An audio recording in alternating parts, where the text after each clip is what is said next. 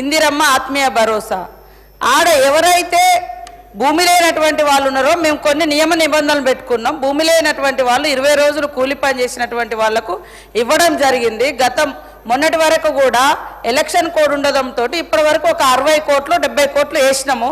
మిగతా ఇప్పుడు టోకెన్ అవి వేసే ప్రాసెస్లో ఉన్నాయి. మీరు వేయలేదు సిద్దిపేటలో కూడా వచ్చినాయి, చూసుకోమంటున్నా. సిద్దిపేట కూడా ఉన్నది మా దగ్గర, లిస్ట్ ఇప్పుడు తెప్పిస్తా. ఇందిరమ్మ ఆత్మీయ భరోసాకు ఈ బడ్జెట్లో 930 కోట్ల రూపాయలు బట్టి గారు పెట్టారు. 930 కోట్లలో ఎంత ఖర్చు పెట్టారు? ఇప్పుడే మీరు చెప్పారు 60 కోట్లు వేసినట్టున్నాము అన్నారు. పెట్టింది 930, ఇచ్చింది 60 కోట్లు. అంటే దాదాపు 870 కోట్ల రూపాయలు మీరు విడుదల చేయలేదు. Point number 1. పాయింట్ నెంబర్ 2, ఈ సంవత్సరం ఇందిరమ్మ ఆత్మీయ భరోసాలో ఎంత పెట్టారంటే కొత్త బడ్జెట్లో 600 కోట్లు పెట్టారు. అంటే దాదాపు 330 కోట్ల రూపాయలు ఇందిరమ్మ ఆత్మీయ భరోసాకు కొత్త పెట్టారు.